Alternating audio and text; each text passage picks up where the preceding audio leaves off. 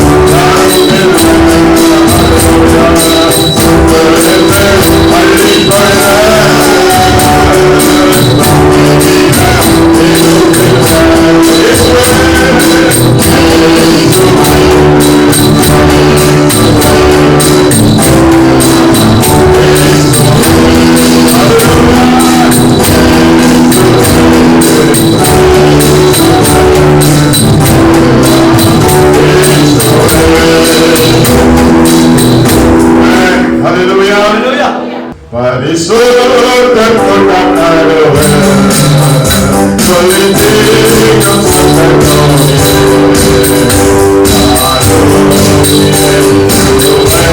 ஹalleluya தீர்க்கும் கவாடியோ ஆமென் எங்கேயா வாய்க்கட்டு பாருங்க கர்த்தரை துதிங்க தீர்க்கும் கவாடியோ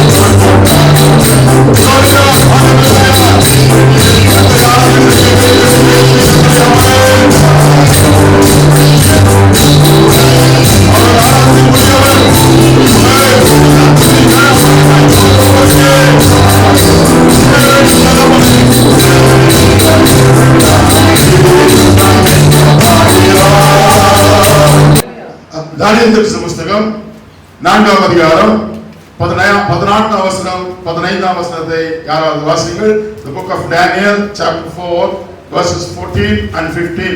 Book of Daniel chapter 4 verses 14 and 15 யாராவது எடுத்தவர்கள் வாசிங்க. அவன் உரத்த சத்தமிட்டு இந்த இந்த விருட்சத்தை வெட்டி கொப்புகளை தரித்து போடுங்கள். இதன் இலைகளை உதிர்த்து இதன் கனிகளை சிதறடியுங்கள். அதன் கீழ் உள்ள மிருகங்களும் அதன் கொப்புகளில் உள்ள பட்சிகளும் போய்விடப்பட்டோம்.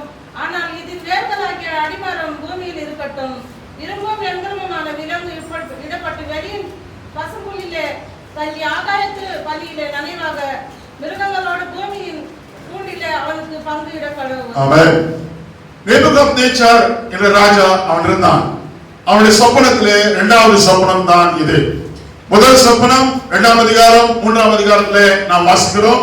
அவன் பெரிய பொற்சிலையை கண்டான், அதை வணங்க செய்தான், வணங்கவில்லை, அது அழிவு, எல்லாம் நமக்கு தெரியும். இரண்டாவது சொப்பனம், அவன் படுத்துக் கொண்டிருக்கிற சமயத்திலே ஒரு பெரிய விருட்சத்தை, ஒரு செடியை அவன் கண்டான். அவன் காண்கிற சமயத்திலே அந்த விருட்சம் ஓங்கி வளர்ந்தது, ரொம்ப செழிப்பாய் வளர்ந்தது. வானம் எட்டுகிற அளவுக்கு அதனுடைய கிளைகளும் அதனுடைய மரங்களும் அவருடைய கனிகளும் அந்த விருட்சத்திலே அதிகமாய் காணப்பட்டது என்று வேதத்திலே நாம் வாசிக்கிறோம். இந்த 4ஆம் அதிகாரத்திலே நான் வாசிக்கிறேன், 20ஆம் வசனத்தை வாசிக்கிறேன். 10ஆம் வசனம், நான் படித்திருந்த போது என் தலையில் தோன்றின தரிசனங்கள் என்னவென்றால், இதோ தேசத்தின் மத்தியிலே மிகவும் உயரமான ஒரு விருட்சத்தை நான் என்ன செய்தேன், கண்டேன். நன்றாக கவனியுங்கள். அந்த விருட்சம் வளர்ந்து பலத்து தேசத்தின் எல்லை வரைந்தும் காணப்படத்தக்கதாக அதன் உயரம் வானம் வரைந்தும் என்ன செய்வது, எட்டினது. அது இலைகள் நேர்த்தியும் அதன் கனி மிகுதியுமா இருந்தது. எல்லா ஜீவனுக்கும் அது ஆகாரம் உண்டாய் இருந்தது. அதன் கீழே வெளியின் மிருகங்கள் நிழலுக்கு ஒதுங்கினது. அதன் கொம்புகள் ஆகாயத்து பட்சிகள், கொப்புகள் ஆகாயத்து பட்சிகள் தாவரித்து சகல பிராணிகளும் அதனால் போஷிக்கப்பட்டது. அவ்வளோ செழிப்பான விசேஷமான மரமாய் ஒரு மரம் வளர்ந்தது. மறுபடியும் நான் படுத்திருக்கையில் என் தலையில் தோன்றின தரிசனத்தை காணும் போது காவலனாகிய பரிசுத்தவான் ஒருவன் வானத்திலிருந்து இறங்க என்ன செய்தேன், கண்டேன். ஒரு பெரிய செழிப்பு, ஒரு பெரிய பீக், உயரம், ஒரு பெரிய வளர்ச்சி, ஒரு செழிப்பு, நிழலிலே நிறைய பிராணிகள் உட்கார்ந்து காத்து கொண்டிருந்தது.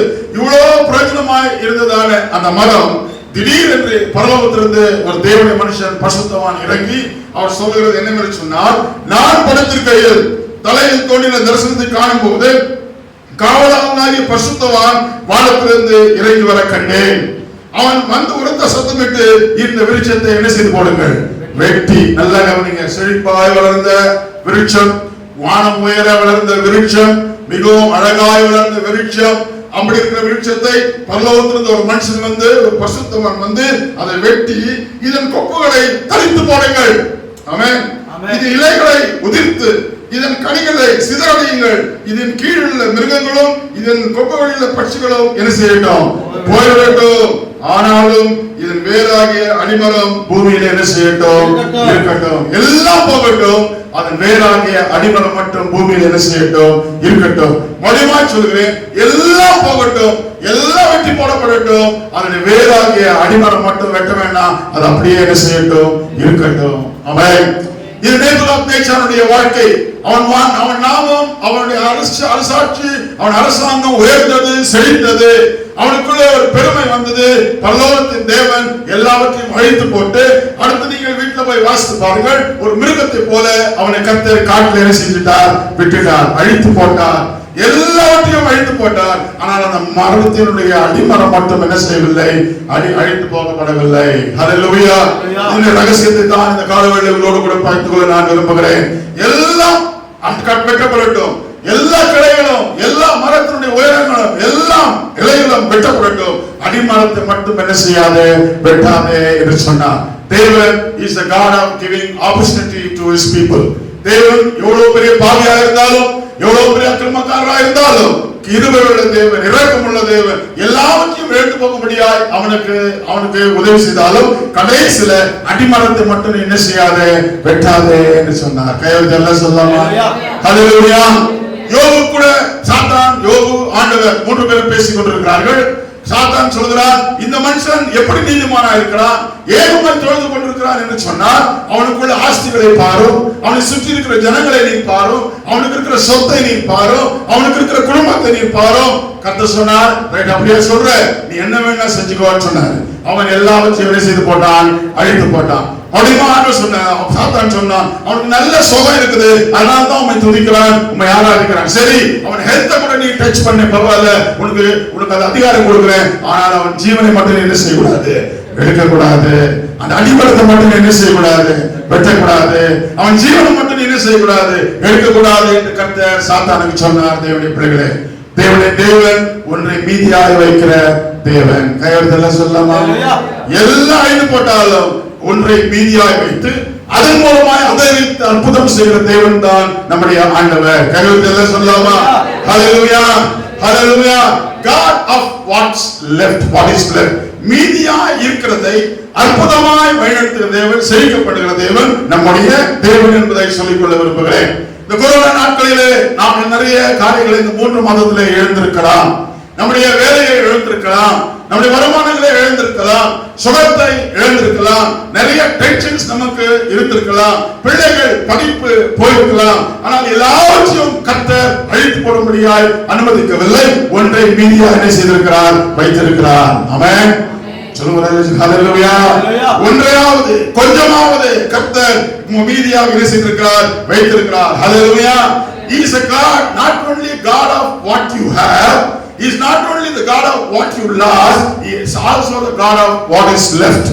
எல்லாம் இருக்கிறத எல்லாரும் கொடுக்கிற தேவன் மட்டுமல்ல, இழந்ததை திருப்பி கொடுக்கிற தேவன் மட்டுமல்ல, மீதியா இருக்கிறதை வைத்து உனக்கு அற்புதம் செய்கிற தேவன் தான் நீயும் நானும் ஆராதிக்கிற தேவன்.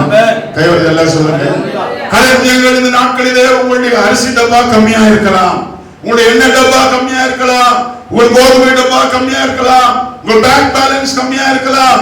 எல்லாத்தையும் ஆண்டவர் எடுத்து போட மாட்டார். ஒரு மீதியை கர்த்தர் கொஞ்சம் என்ன செய்திருக்கிறார், வைத்திருக்கிறார். பழைய காலத்து தாய்மார்கள் எல்லாம் சமைக்கிற சமயத்துல ஒரு புடி அரிசி எடுத்து தனியா டப்பால என்ன செஞ்சிருவாங்க, போட்டு வச்சிருவாங்க. ஒரு மாசத்துக்கு 2 மாசத்துக்கு எடுத்து பார்த்தா அது எத்தனையோ பேர் என்ன செய்யும், சேரும். அதுல ஒரு பாகத்தை காணிக்கையா ஆலயங்களுக்கு என்ன செய்வார்கள், கொண்டு வருவார்கள். ஏதோ ஒன்று மீதி, something is left over இருக்கிறது. நாம் எல்லாவற்றையும் இழந்து போகவில்லை. யாராவது பட்டினியா இருந்தீங்களா இந்த 3 மாசத்துல? இல்லையே. யாராவது ஒன்றுமில்லாத இருந்தீங்களா? இல்லையே. கர்த்தர் நம்ம என்ன செய்தார், போஷித்தார். ஆமென். ஆச்சரியவிதமாய் கர்த்தர் நம்மை போஷித்தார். ஆச்சரியவிதமாய் கர்த்தர் நம்மை வழிநடத்தினார். ஆகையால் bad things can happen in the lives of the children of God. கெட்ட சம்பவங்கள், அருவருப்பான சம்பவங்கள், நஷ்டங்கள், உபத்திரவங்கள் தேவனுடைய பிள்ளை வாழ்க்கையிலே நடக்கும். ஆனால் கர்த்தர் எல்லாவற்றையும் நடக்க அனுமதிக்கிறதில்லை. ஒரு மீதியை கர்த்தர் கொஞ்சம் வைத்திருக்கிறார். Amen. Hallelujah. Instead of crying for all the things which you have lost, you need to praise the Lord what you have with you right now. எழுந்து போன எல்லாவற்றுக்காக நீ புலம்புவதை காட்டிலும், எழுந்து போன நஷ்டங்களை நினைத்து நீ அழுகிறதை காட்டிலும், இருக்கிறதை வைத்து நீ கர்த்தரை துதிப்பாயானால் கர்த்தரை பெருக செய்ய வல்லவராயிருக்கிறார்.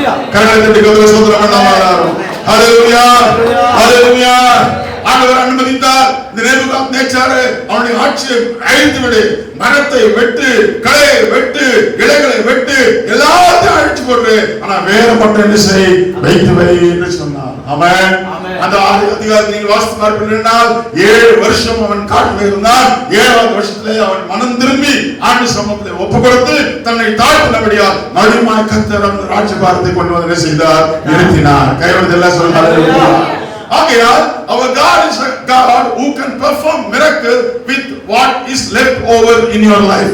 உன்னுடைய ஜீவிதத்திலே மீதியா இருக்கிற, ஆமென், கொஞ்சம் இருக்கிற தேவனுடைய பிள்ளைகளே, சில டாக்டர், சில எக்ஸ்பர்ட்ஸ் இருக்காங்க, உயிரோட கூட ஊசலாடி கொண்டு எல்லாம் கெட்டு போயிட்டாலும் ஊசலாடி கொண்டு ஹாஸ்பிடல்ல கொண்டு வந்தா கூட அந்த ஜீவனை மறுபடியும் கொண்டு வருகிற பிறப்பிக்கிற கிரேட் எக்ஸ்பர்ட்ஸ் எல்லாம் உலகத்துல செய்றாங்க, இருக்கிறாங்க. அப்படி போல நம்முடைய ஆண்டவர் நீ எல்லாவற்றையும் இழக்க கர்த்தர் உன்னை ஒரு நாளும் அனுமதிக்கிறது இல்லை. ஆமென். ஹல்லேலூயா. என்ன வந்தாலும் நம்புவேன், என்னை சபிப்பாரே, கைவிட்டாலும் செல்வம் கைவிடாலும்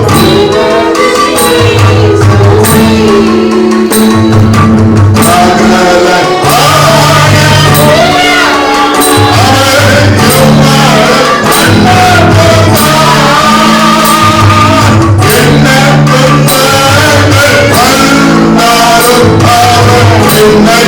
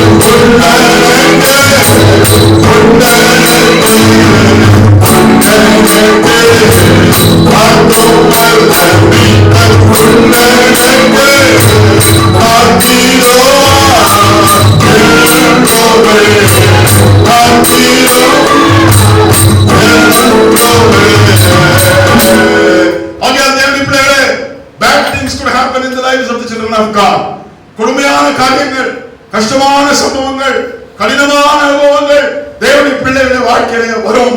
ஆனால் உன் அடிமரம் வரைக்கும் கர்த்தர் விட்டால் அனுமதிக்கவே மாட்டார். ஆமென். உன் அடிமரத்தை கர்த்தர் வைத்திருக்கிறார்.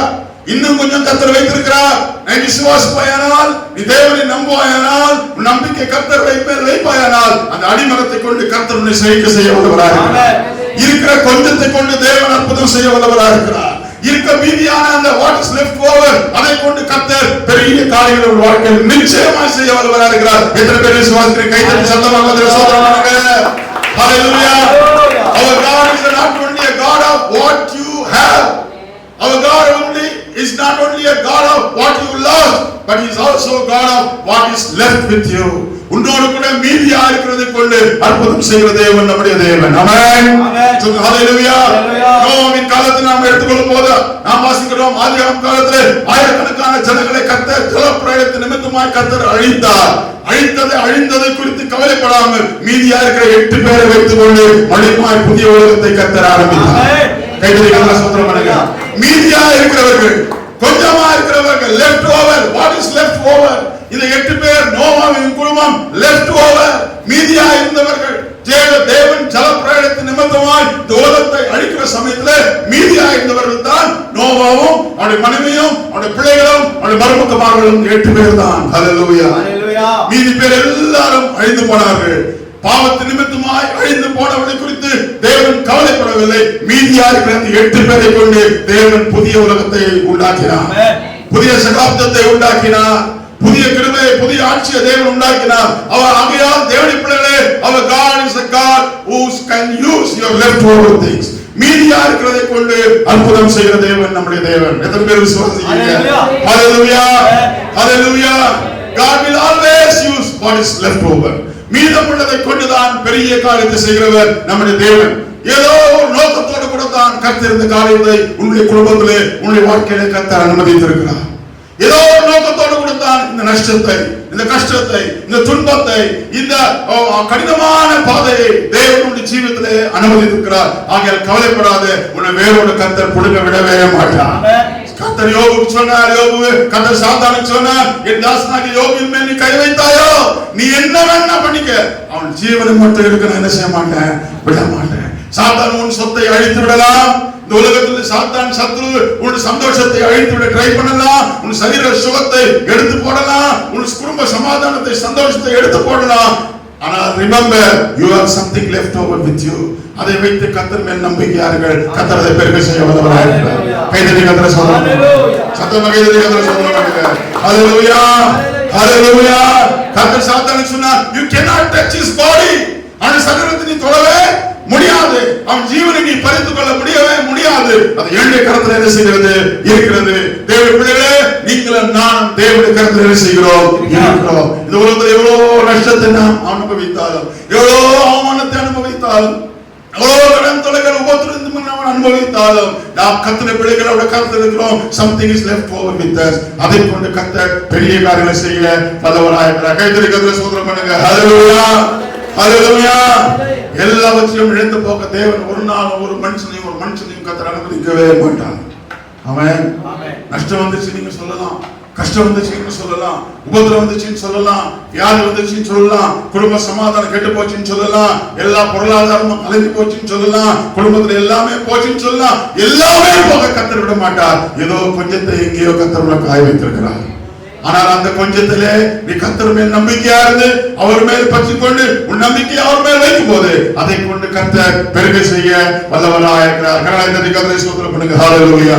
அந்த லெஃப்ட் ஓவர் வைத்து யோபு சொன்னான், என்னை கொன்று போட்டாலும் உம்மை நான் விடவே மாட்டேன். ஆமென். கைவிடுதலை சொல்லும். ஹalleluya. என்னை நீ கொன்று போட்டாலும் யோபு 13ஆம் அதிகாரம் 15ஆம் வசனத்திலே வாசிக்கிறோம், நான் சுத்த பொன்னாய் விளங்குவேன், ஒரு நாளும் ஆண்டவரை விட்டு தூரமாய் போக மாட்டேன். தேவனுடைய பிள்ளைகளே, இந்த காலையிலே நஷ்டத்தோடு, கஷ்டத்தோடு, உபத்திரத்தோடு, பாரத்தோடு, நிந்தனையோடு, அவமானத்தோடு உட்கார்ந்து கொண்டிருக்கலாம். நீங்கள் யோபை போல விசுவாசத்தை பெருக செய்யுங்கள். என்னை கொன்று போட்டாலும் என் ஆண்டவரை நான் என்ன செய்ய மாட்டேன், விடமாட்டேன்னு சொல்லுங்க. கர்த்தர் உங்களை வாழாக்காமல் தலையாக்க விரும்புகிறார். கர்த்தர் உங்களை கீழாக்காமல் மேலாக்குவார். தேவனுடைய பிள்ளைகளே, அவர் என்னை இப்படி என்னை சோதித்து பார்க்கும்போது நான் கடைசியிலே சுத்த பொன்னா என்ன செய்வேன், விளங்குவேன் என்று சொல்கிறார். ஆமென். ஹalleluya. ஹalleluya.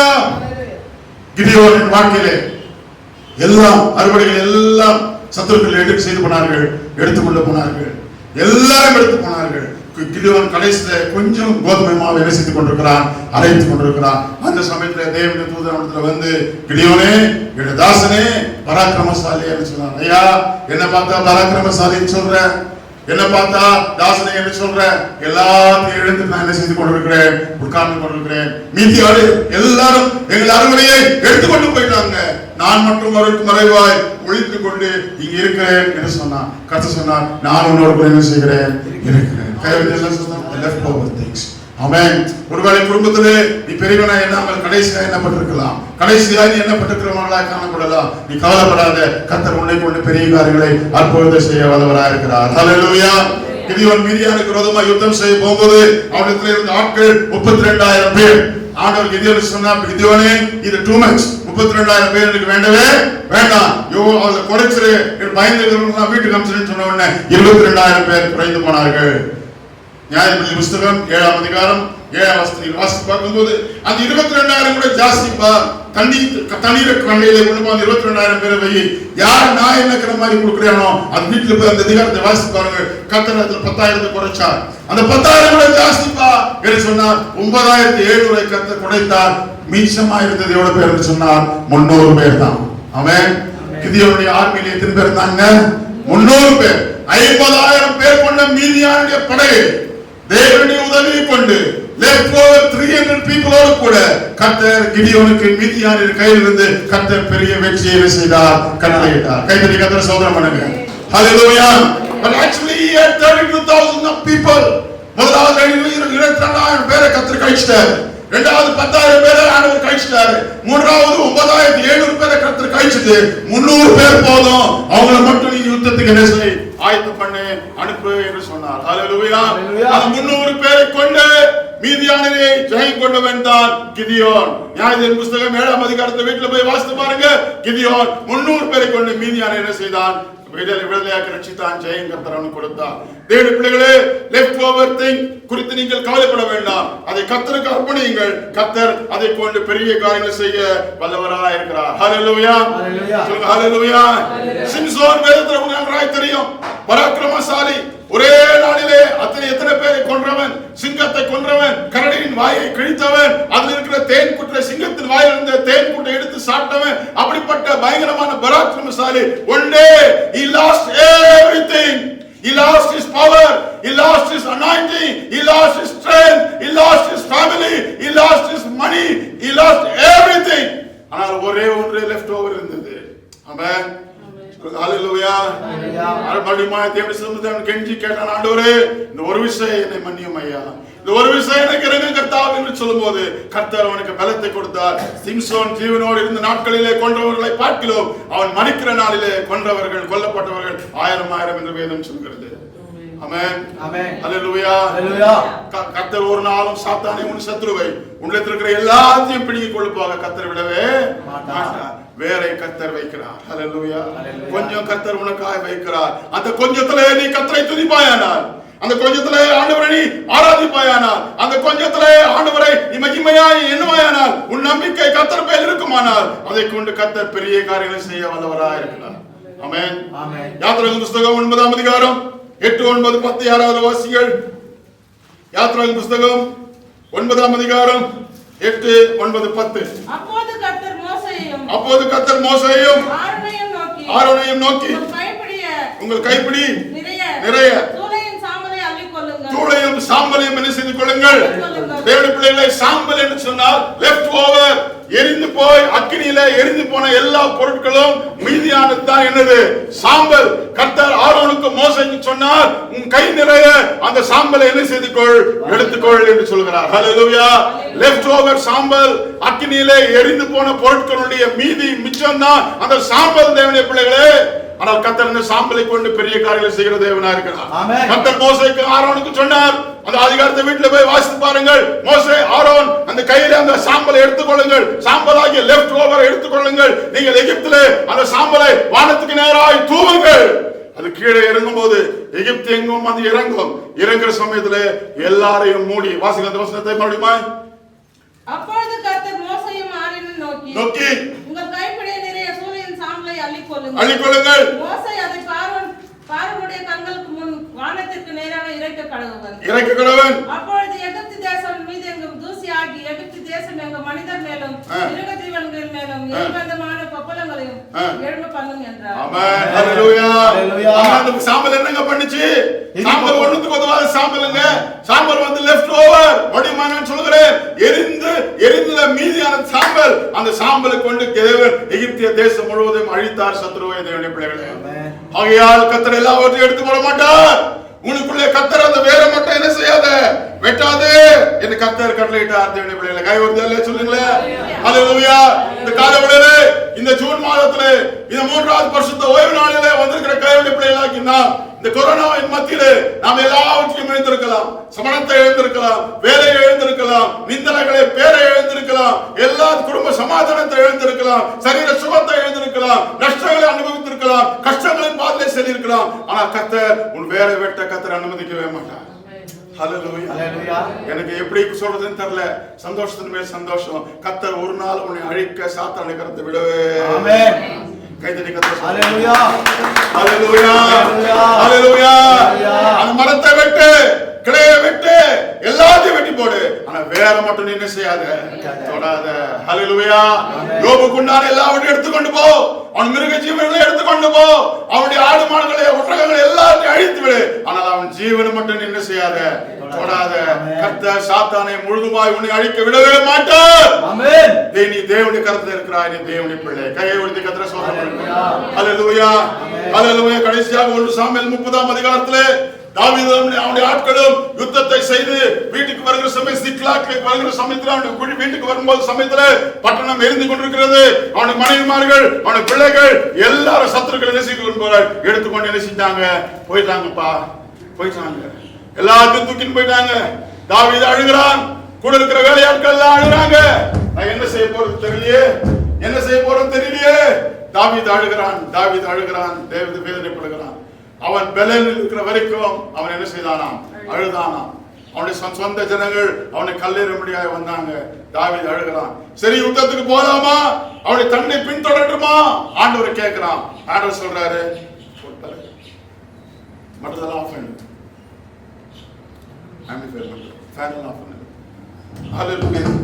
எல்லாத்தையும் எழுந்து போனான், எல்லாவற்றையும் எழுந்து போனான். அப்ப நேர 30ஆம் அதிகாரத்தில் நான் வாசிக்கிறோம். அவன் போகும்போது ஆண்டவருடைய பர்மிஷன் கேட்கிறான். ஆண்டவரே, நான் பின்தொடருமா? நீ போப்பானே, பின்தொடர், எல்லாவற்றையும் பெற்றுக்கொள்வாய், திரும்ப பெற்றுக்கொள்வாய். அப்ப போகும்போது ஒரே ஒரு மனுஷன் அங்க விழுந்து கிடக்கிறான். அவன் யார் என்று சொன்னால் எகிப்தியர்கள், சத்துருக்கள். அவனோட சத்துருடைய ஆர்மி எல்லாம் கூட்டிக் கொண்டு போகிறது. இவனுக்கு வியாதி வந்த உடனே சத்ரு வழியில என்ன செஞ்சுட்டான், விட்டுட்டு போயிட்டான். நல்லா கவனிங்க. என் கூட 100 பேர் இருக்கிறாங்க. 100 பேர் இருக்கும் போது எல்லாரும் நாங்களாம் ஜாலியா போயிருக்கிறோம். அதுல ஒருத்தர் யாரும் சிக்காயிட்டார். ரொம்ப சிக்காயிட்ட உடனே நீ எப்படின்னா போறான்னு ரோட்ல விட்டு என்ன செஞ்சுட்டேன், போயிட்டேன். நான் மிச்ச ஆட்களோட கூட மேல என்ன செஞ்சிட்டேன், போயிட்டேன். என் பின்னால தாவீது என்ன செய்கிறார், வருகிறார். வரும்போது இந்த கீழே விழுந்த வியாதி உள்ள அந்த மனுஷனை பார்த்து, இந்த ஜனம் நீ யாருன்னு கேட்கிறான். அப்ப சொல்றான், என் எஜமானும் என் யுத்த ஜனங்கள் எல்லாரும் என்ன அனாதையா என்ன செஞ்சுட்டு போயிட்டாங்க, விட்டுட்டு போயிட்டாங்க. நான் இங்க சாக கிடக்கிறேன் அப்படின்னு சொல்லும் போது அவன் சொல்றான், அவங்க எங்க இருக்கிறாங்க நீ சொல்ல முடியுமா? தாவீது கேட்கிறான். அப்ப அவன் சொல்றான், அவங்க பலான இடத்துல கேம்ப் போட்டு என்ன செய்யறாங்க, சத்துருக்கள் இருக்கிறாங்கன்னு சொல்றான். ஒரே ஒரு மனுஷன், லெஃப்ட் ஓவர் மனுஷன், அந்த ஒரு மனுஷனை கொண்டு கர்த்தர் தாவீதுக்கு ஜெயத்தை என்ன செய்தார், கொடுத்தார். அதை விவரமாய் சொல்ல, நிறைய சொல்ல எனக்கு நேரம் இல்லை, நேரமாகி விட்டது. மறுபடியும் சொல்கிறேன், தாவீது எல்லாவற்றையும் எழுந்து போனான், அழுகிறான், கதறுகிறான். பின்தொடர்ந்து எல்லாவற்றையும் பற்றிக் கொள்வேனா என்று ஓடுகிறான். ஓடுகிற சமயத்திலே அவனுக்கு வழிகாட்டியாக கர்த்தர் ஒருவனை வைத்திருந்தார். அவன் மீதியான மனுஷன், கொஞ்சம் மிச்சமான மனுஷன். எதிரின் ஆர்மியில அவனை தள்ளி போட்டு வேணான்னு தள்ளிட்டு போயிட்டாங்க. அவன் சிக்காயிட்டான்னு சொல்லிட்டு அவன் என்ன செஞ்சு போயிட்டாங்க. அவனுக்கு கொரோனா வந்துச்சு, ரோட்ல விட்டுட்டு என்ன செஞ்சாங்க, போயிட்டாங்க. அவன் உயிர் பிழைக்க கத்துக்கொண்டிருக்கிற சமயத்தில் தாவீது, நீ யாரா? உங்களுடைய சத்துருடைய மனுஷன்ல ஒருவன் நான் என்று சொல்கிறான். உனக்கு விரோதமா யுத்தம் பண்ணி உங்களுடைய பொருள் எல்லாம் திருடின்னு போயிட்டோமே, அதுல ஒரு மனுஷன் நான், என்னுடைய எஜமா, நான் சிக்கா இருக்கிறேன், விலை நமக்கு என்னை விட்டுட்டு என்ன செஞ்சுட்டான், போயிட்டான். அப்ப நீ எனக்கு உதவி செய்யா? நிச்சயமா உனக்கு உதவி செய்யறேன். உங்களுடைய எஜமான சத்துருக்கள் எல்லாரும் எங்க கேம்ப்ல வச்சுக்கிறாங்க, என் பிள்ளைங்களை, என் மனைவியை, என் சொத்துக்களை எங்க வச்சுக்கிறான்னு சொல்லும் போது அவன் கொண்டு போய் அந்த இடத்தை என்ன செய்கிறான், காட்டுகிறான். காட்டினவுடனே தாவீது எல்லாவற்றையும் மறுபடியும் என்ன செய்து கொண்டான், திருப்பி கொண்டான். எதற்காக இதை சொல்கிறேன்? மீதமாய் தள்ளப்பட்ட ஒரு மனுஷன் மூலமாய் கர்த்தர் தாவீதுக்கு ஜெயத்தை செய்தார். நீ தள்ளப்பட்டவனாய் இருக்கலாம், கைவிடப்பட்டவனாய் இருக்கலாம், கைவிடப்பட்டவனாய் இருக்கலாம், எல்லாராலும் அனுப்பப்பட்டவனாய் இருக்கலாம். Our God is a God who can perform miracle with the leftover things. மீதமுள்ளதை கொண்டு ஜெயத்தை கொடுக்கிற தேவன், அற்புதம் செய்கிற தேவன் நம்முடைய தேவன். ஆமென். ஹல்லேலூயா. எலிசாவிடத்துல இந்த விதவை சொல்கிறாள், ஐயா என் கடன்காரங்க எல்லாம் வந்துட்டு என் பிள்ளைகளை தூக்கிட்டு போங்க, வெயில என்ன செய்யறாங்க, நிக்கிறாங்க, நான் என்ன செய்யுதுன்னு தெரியல அப்படின்னு சொல்லும்போது எலிசா கேட்கிறான், உன்னிடத்துல என்ன இருக்குது? ஒரு குடி மாவும் இன்னும் கொஞ்சம் எண்ணெயும் இருக்குது, இதை சாப்பிட்டு நாங்க என் பிள்ளைகளை சாவத்து என்ன செய்யலாம் இருக்கிறோம்னு சொல்லும்போது அதை கொண்டு வா என்று சொல்கிறான். எத்தனை பாத்திரம் உன்னால் கொண்டு வர முடியுமோ கொண்டு வா, உனக்கு கர்த்தர் எல்லா ஆசீர்வாதத்தையும் கட்டளையிடுகிறார். மிச்சமுள்ள எண்ணெய், மீதமுள்ள எண்ணெய், உனக்கு உதவாத சொன்ன 2 ரொட்டிக்கு தான் அந்த எண்ணெய் வரும். ஆனா எலிசா சொல்கிறான், பாத்திரங்கள் எல்லாம் கொண்டு வந்த நிலை அந்த மீதமுள்ள மிச்சமுள்ள உதவாத எண்ணெயில கர்த்தர் அவனுடைய கடன் தொலை எல்லாம் என்ன செய்தார், அழித்தார். Our God is a God who can perform miracle with what is left over in your home. Amen. Hallelujah. கொஞ்சம் வருமானமோ, கொஞ்சம் பணமோ, கொஞ்சம் சுகமோ, கொஞ்சம் ஆசீர்வாதம் கொஞ்சம் உங்களுக்கு இருந்தாலும் அலட்சியமா பண்ணாதீங்க. கர்த்தர் அதை கொண்டு அற்புதம் செய்ய வல்லவராக இருக்கிறார். Hallelujah. Our God is not only a God of what you have. Our God is not only a God of what you have lost. Our God is a God who can use and perform miracles in your life with leftover things. What is left with you? உலகத்தில் மீதியா இருக்கிறதை கொண்டு கர்த்தர் அற்புதம் செய்கிற தேவன். இந்த காலவெளியில் ஒன்றுக்கும் கவலைப்படாமல் எல்லாவற்றையும் ஸ்தோத்திரத்தோடு கூட விண்ணப்பத்தோடு கூட தேவனத்தை தெரியப்படுத்துங்கள். கர்த்தர் உங்களை லெஃப்ட் ஓவரை கொண்டு உங்களை பெரிய காரியமாக உயர்த்தவர்.